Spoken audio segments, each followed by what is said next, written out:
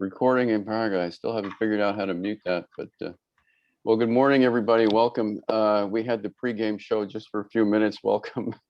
I'm Robert Brancatelli, Fordham Road Collaborative, and of course, this is Dennis Kushner for the Kushner Report. Couple things before we get started, just as by way of update. This is our last program for the summer, so we're taking August off. We will be back in September. September, I believe it's 30th. It's on the in fact, let me just do that.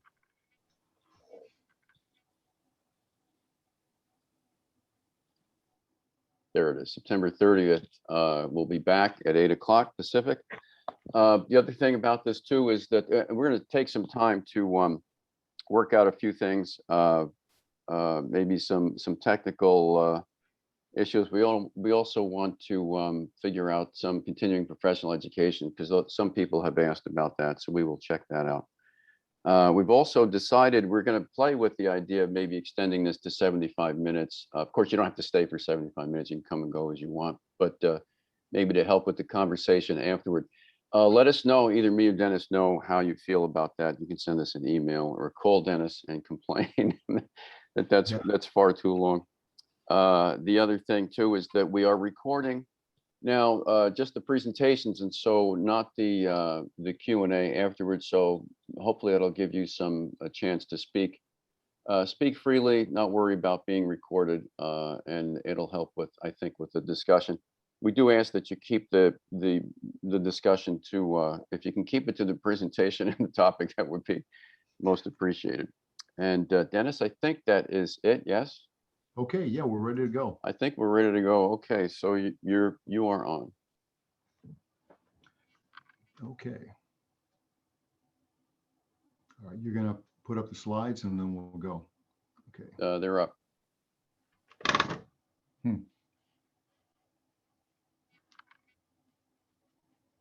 Okay. Okay, well, welcome to the Kushner Report for July of 2021.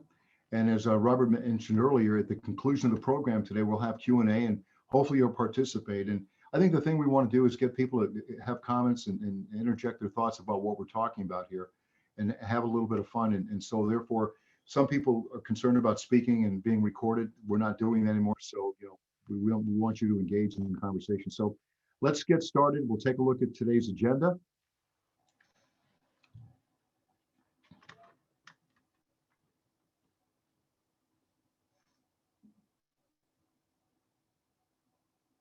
So we're going to cover key economic indicators, the global economy, the domestic economy, mergers and acquisitions, other significant news, and what's ahead in 2021. And today we're going to take a look at artificial intelligence and the technology sector for the remainder of 2021.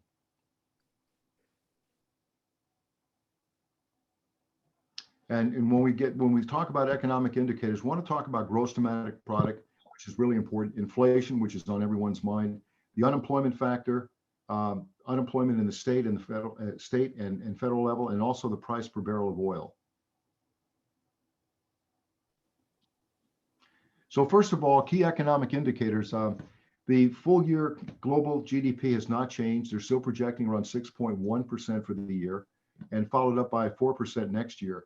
The GDP in the United States is projected to go out at 7.3%, which is the highest since 1951. Now keep in mind, the first 6 months of the year, we're going to see things really ramping up as we get into the third and fourth quarter of 2021. So I think the numbers should be a lot higher as we get going.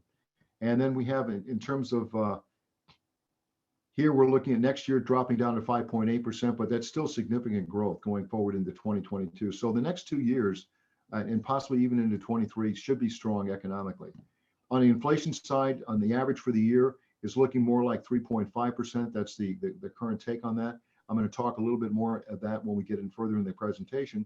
And next year dropping down to about 2.9%. So we're still over that 2% guideline. Federal Reserve said they weren't concerned if we went over the 3% based on the strength of the economy. And there's a number of reasons that I'm going to talk about later, such as supply chain, et cetera, that are having a major effect right now on inflation. When we look at the unemployment picture, we're looking at going out the end of the year at 5.6%. And then in unemployment next year dropping down to 4.3%. And if you look at California, we're looking at 5.9% by the end of the year, which is still above the national average, and then 5.1% the following year. We've seen oil all over the board. And I took the range up now to about $75. And as I'll mention later, we're just under $72 a barrel as of yesterday. And this is for Texas Intermediate. So we're still up there. And a lot of this has to do with several things I'll talk about: the trucking product to the marketplace, because they have a lot of trucks that are sitting idle right now. They don't have drivers.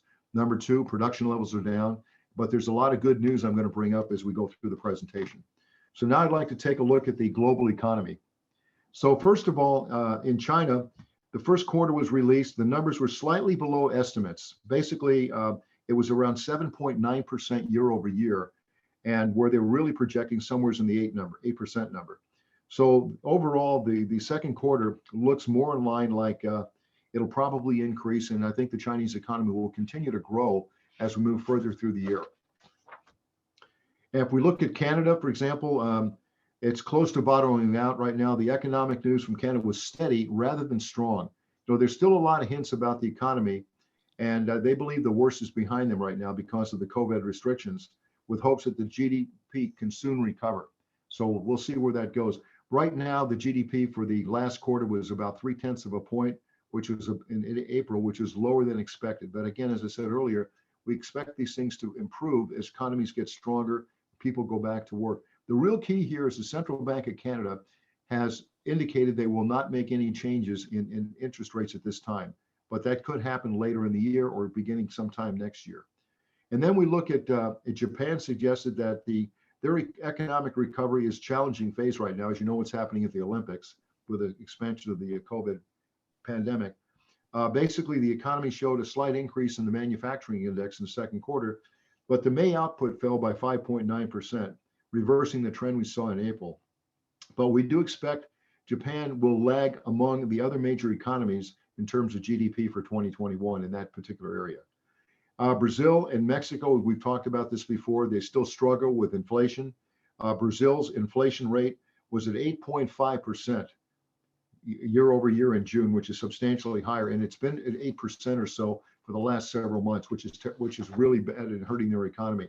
Mexico's inflation rate rose to 5.8%, and it's well above where they were anticipating. Their target again is 3%, like the United States, but the Mexican bank, the Central Bank of Mexico at this point is not going to make any changes to monetary policy. They're going to sit and wait and see what the United States does.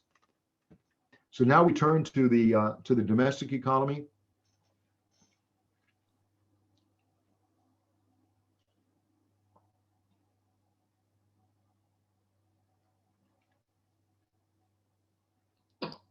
Okay, Robert. Okay, here we go.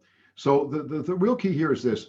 You know, midway through 2021, the U.S. economy is leading the way among major developing nations and economies, and we're very solid right now. And then this morning at 4 o'clock, I saw this morning that the GDP came out for the first quarter has been revised down to 6.3%, and it's projected to be at 6.5 for the second quarter versus like 8%. So very strong for the first half of the year. It's in the six, say the midpoint 6. As we go through the rest of the year, with companies opening up, people going back to work and expanding businesses across the board, and improving supply chain and expansion of oil and so forth, the economy will get stronger, and we could hit that 7.3% mark. But again, it's 6 months before we really know. But there's a lot of optimism in terms of what's happening in the economy. So one of the things I want to talk about is, as we move into what's taking place here, I want to talk a little bit about artificial intelligence.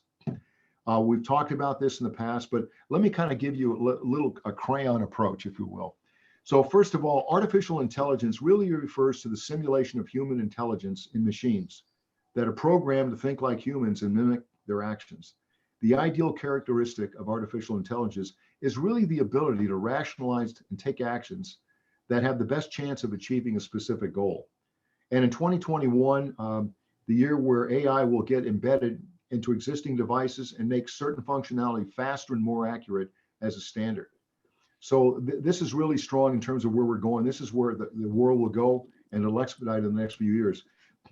I looked at this, we talked about 10 artificial trends, but to save a lot of time, I just want to cover what I call 5 key items here. So first of all, in the area of AI and cybersecurity, knowledge will become more available in coming years, as you know, putting digital data at risk of being hacked and vulnerable to hacking and phishing attempts. And at this point, AI and the new technologies will help security services, if you will, in combating malicious activities in all areas. With strengthened safety and security, we expect the ability basically to prevent a lot of these cyber crimes that are taking place. So that is a serious area that affects everything, whether it's business, personal life, medical records, etc. This is something that we need to do to move forward. In addition to that, if you take a look, for example, at one area is structuring of data, which we all know about. We call it, quote, big data. More unstructured data will be organized in the future using natural language processing and machine learning methods. So organizations basically can take advantage of these technologies and generate a lot of data that can be used for robotic process automation technology, basically automating a lot of transactions and operations, really improving operating efficiency and securing data. We look at the intelligent automation, which is really key. COVID pandemic is quickly shifting automation priorities away from the front end toward the back end processes and business reliance. So you're seeing intelligent automation can, in reality, it's going to combine robotic and processes, if you will, to strengthen automation and basically and use a lot of load code type of devices. So this is kind of where we're going to go with that area. And then if you look, for example, in the healthcare, which is huge, AI is really assessing the healthcare industry in a significant way, you know, with high precision. So AI can help healthcare facilities basically in a variety of ways by analyzing data and predicting different outcomes, which is really critical in today's market. AI machine learning tools provide insights on human health and also produce disease prevention measures. Again, preventing measures is really critical now in the medical area. So these are major breakthroughs that are taking place. And of course, for those of that you travel, for the most part, you hear about facial recognition. Well, facial recognition technology is continuing to increase and expand at a rapid pace. It's as a result of recent COVID problems. It automates, if you will, the biometrics to identify facial characteristics from photographs and videos, and then it compares information to an existing database. So this is something that will be used for law enforcement, but at the same time for people that are missing, etc. This is a whole new area where things are really growing. So this is good. This is really good stuff in the area of AI, and we're going to see more of this as we move forward. Now I'd like to take a quick look at the next step. I want to take a look at the technology space.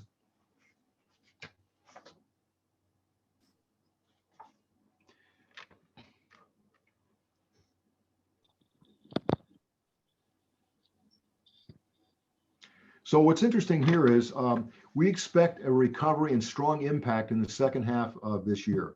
And there's really 3 major elements to look at here. First of all, we talk about the digital economy. We expect to see acceleration shifting to more digital as opposed to once we go through the post-pandemic era and moving away from the traditional ways of doing business. Almost 44% of organizations surveyed in the United States accelerated their digital transformation strategies during the COVID situation right now.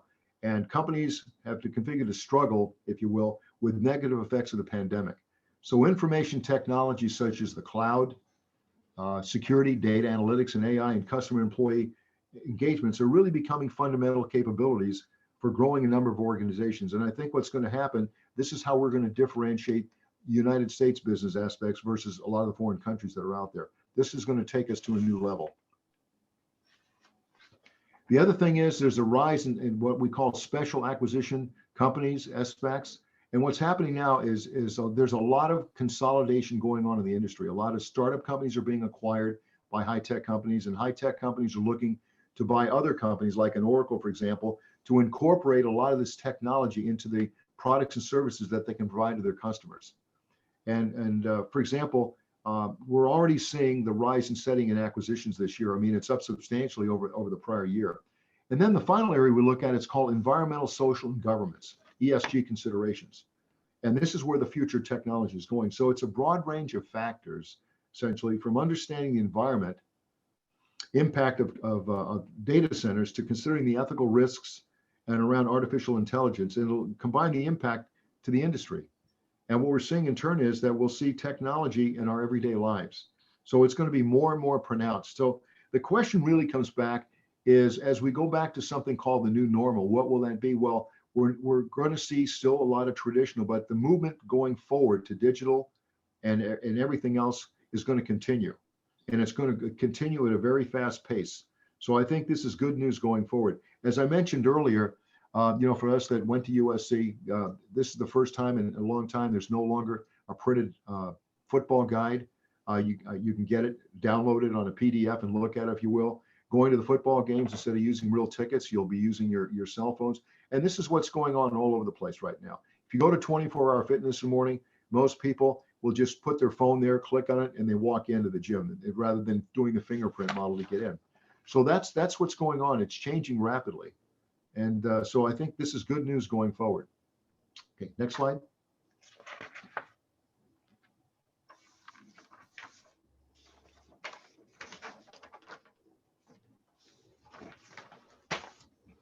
So what I'd like to do right now is we're going to talk about inflation. And the thing we're seeing here, which is really interesting, is there's a lot of concerns about what's going on in this particular area right now. And as you know, it's been growing at a very fast pace. And the problem we have right now is when is it going to change? And that's a problem. So I think going forward, we're talking about right now the rise in inflation, and a lot of this has to do with the supply chain. So for example, if you look at the automobile industry, they're finding out right now, for example, that in the industry itself, they can't get chips, semiconductor chips, and that's been a major impact.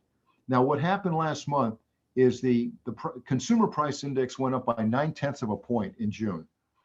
Okay, and that's the highest increase since June of 2008.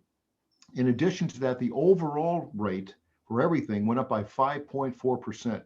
Again, that's the highest that we've seen since 2008. And food and energy prices basically both accelerated as customers and consumers basically stepped out and drove vehicles to escape lockdown. So everybody's moving around, they're spending more money right now. And the problem is getting product to the marketplace.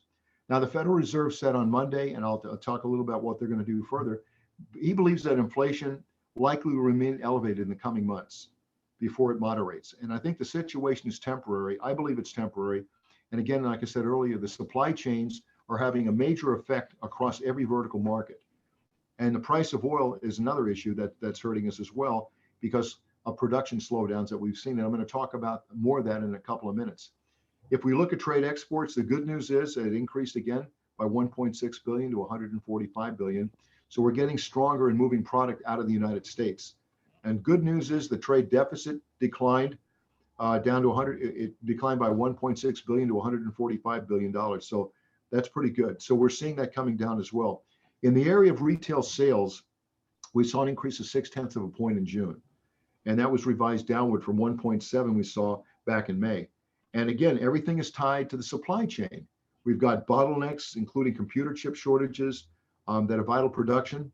And of course, there's a robust demand to push up prices for deleted or depleted inventories across the board. So that's still going to be a problem going forward. Now let's take a look at what's going on in the employment sector. So if you look at the employment sector, what we're seeing here now is the fact that we saw 850,000 jobs created in June. And unemployment, as I said earlier, was down about 5.9%, down a little bit, went up a little bit. The reason it went up is more people are deciding to go back to work and they're starting to file for unemployment so they can start getting jobs now. So I think that's a positive aspect. There are still 7.6 million fewer jobs than when the pandemic started. So there's still a lot of people that need to be back in the marketplace. If we look at what's been added or deleted, again, financial services continues to be very strong. They've added 72,000 jobs. Government jobs, we saw 188,000 added. But the real key is leisure and hospitality. That's 343,000 jobs were added. Keep in mind, leisure and retail specifically took the biggest brunt of the downturn from the pandemic. And these people are starting to go back to work, which is really key and across the board. So we need to see more of that.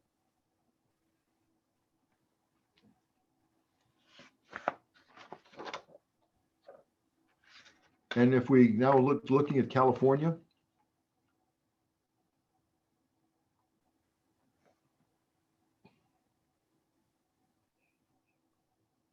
so in California, we had a modest job growth of just under 74,000 jobs.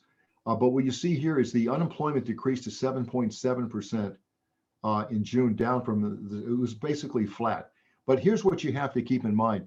We're running behind. California typically is the last to go into a recession, and we're the last to come out of the program. So we're trailing the rest of the country. Even though the economy is strong, we're still trailing.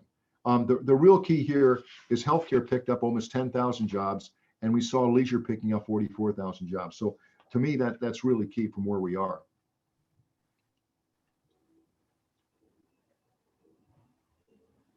Now we'll take a look at the interest rates in July.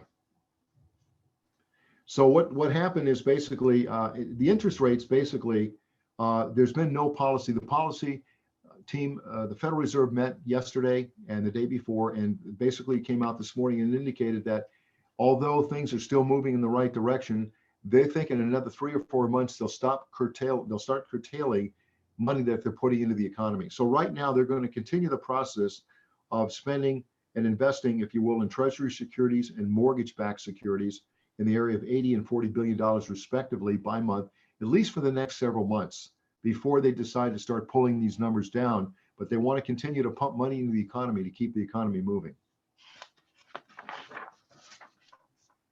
So mortgage rates, so what's interesting here is the 30-year average cost of a loan, depending on where it is, it decreased down to 3.04%. It's down from the 3.25 we saw in May. But right now we're running in the 3% time frame. If those of you that are old enough to remember 1980s in that time frame when inflation was around, who knows what it was out of control, like 20%, where loans were going out at 12 to 15%. And so hopefully we'll never see that again. But right now the 3% is still pretty low. In the manufacturing space, the manufacturing index fell from to 60.6, down from 61.2. Anything over 50 is very strong and very solid. Manufacturers continue to struggle with supply chain challenges, lengthening delivery times, persistent component shortages, staffing difficulties, or having problems finding people, and rising prices. So once we can get the supply chain back on track, these things will start to improve. And we're seeing that happening now. I was listening to an article where they were talking about if you go to the docks in Long Beach and in San Pedro, the ships are still unloading product as much as they can, but they could take all the containers off the ships and they could line them up one by one, going all the way to New York and back.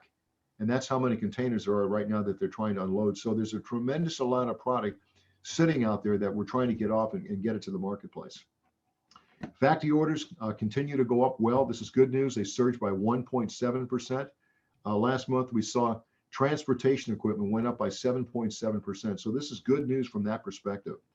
Now, the business confidence level, we're seeing here that small business confidence level exactly is picked up. It's pretty strong. It was up 2.9 points now. It's over the 100 mark, which is very good. We haven't been there in several months, actually going back to November of 2020. Small business confidence level is, the consumer confidence level, this is really key. It rose to 127.3. And you go back several months ago, it was below 100. So this is very strong and it's very positive in the economy. So these are very good data points. Now we can take a look at the productivity report. Unfortunately, was not available. It will not be available until the 10th of August. So when we get together in September, I'll have that data for you. On the way of company displacements, the good news is only one company, General Mills, had layoffs of about 1,300 people in both the United States and Canada. Other layoffs that you're seeing happening are very small, negligible numbers. So the good news is hopefully we won't see that coming back for the time being.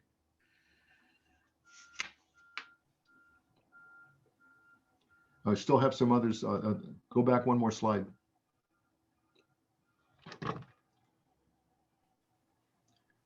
Robert, there's one slide before this one that has housing and everything.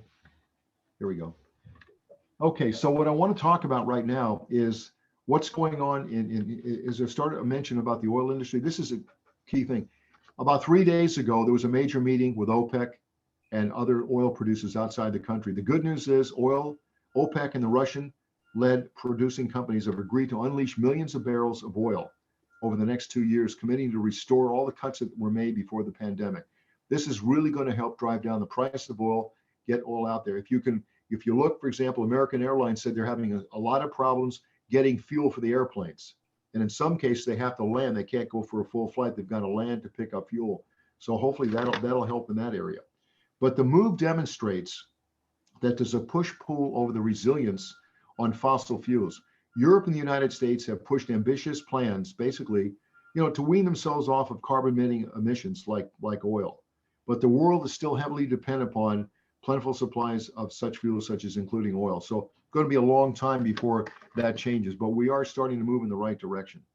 Housing starts last month went up as expected.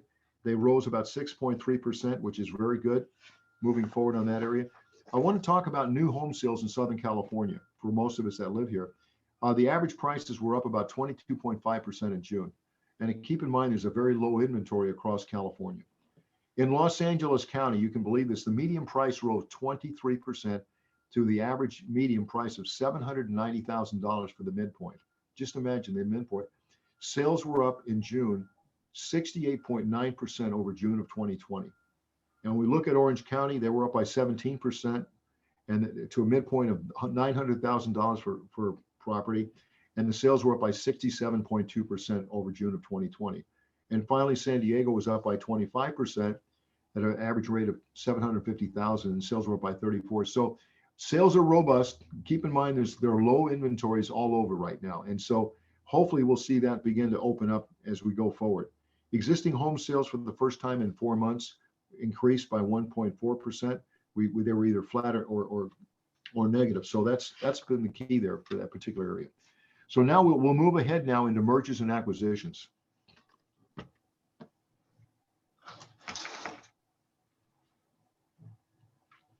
So the first thing I want to talk about is Amazon. Amazon is back at it again, which is interesting.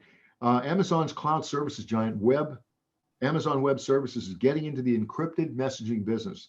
The company announced that it has acquired a secure communications firm called WIC-R. And basically it's a messaging app that has geared itself towards providing services to the government and the military groups and enterprises. Terms of the deal were not announced. Microsoft has agreed to buy a company called RiskIQ. It was formed in 2009 in San Francisco.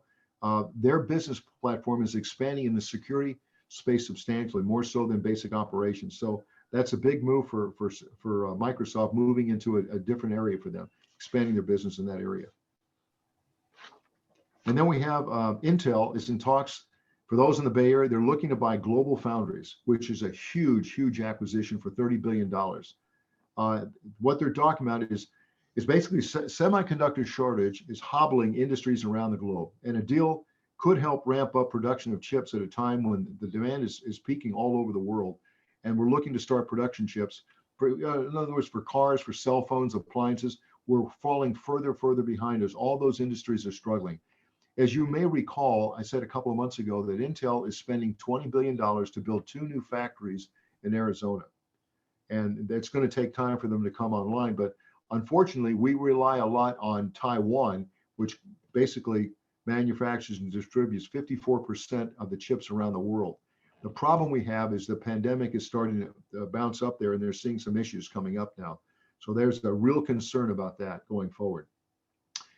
Then we have Knight Transportation. Knight is one of the largest trucking companies in the United States. They're expanding their portfolio. They just bought a company called A.A. Cooper for about $1.4 billion. And the carrier wants to expand its business and move in there. Trucking is growing by leaps and bounds. As I said a few months ago, the job market for truckers, they're looking to hire over 1 million truckers as soon as they can find them, because you've got a lot of trucks sitting idle, because when those people were laid off, they found other jobs. So that's a real key. Now I'd like to take a quick look at what other significant events are occurring in industry right now.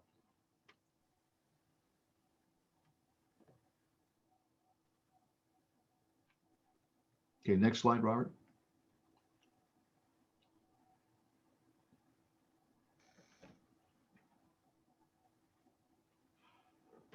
Robert, the next slide.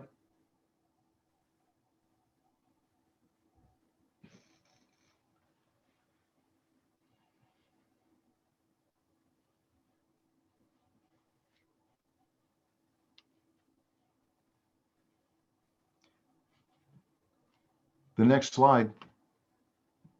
Well, we're going to talk about significant economic news. So first of all, Intel, their CEO was interviewed on Monday and basically said that chip shortage should continue on for the time being. And what they're talking about is probably late 2021, where they think it'll bottom out. So that's going to have a major impact on the automobile industry.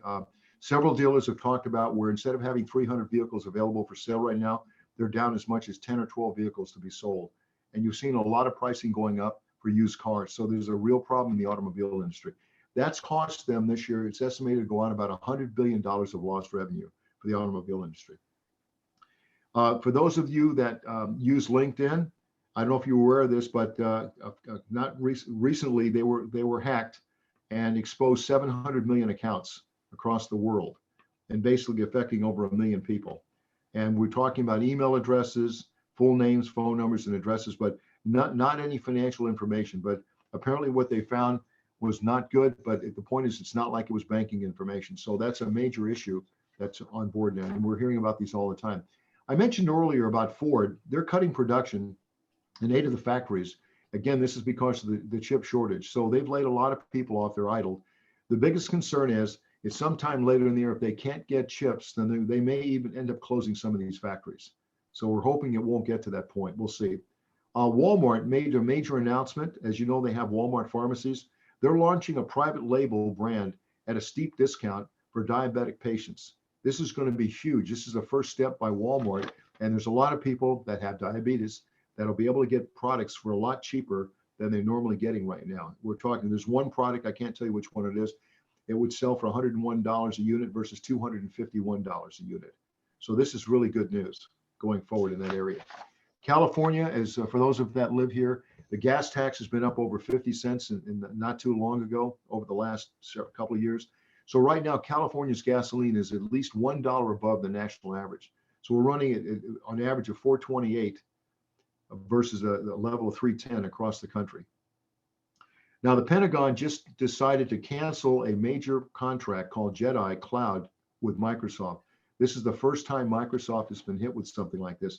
The deal was worth $10 billion. And basically, they said they terminated the deal. Instead, they're going to pursue a deal with Microsoft and Amazon, possibly, and other cloud providers to get to where they need to go for the initial programs that the government is having sponsored. And on the area of Amtrak, as you know, the trains are somewhat dilapidated. They're old, over 40, 50 years old. Well, Siemens is going to invest $7.3 billion to upgrade that whole area. And hopefully that'll improve the whole process in the train industry.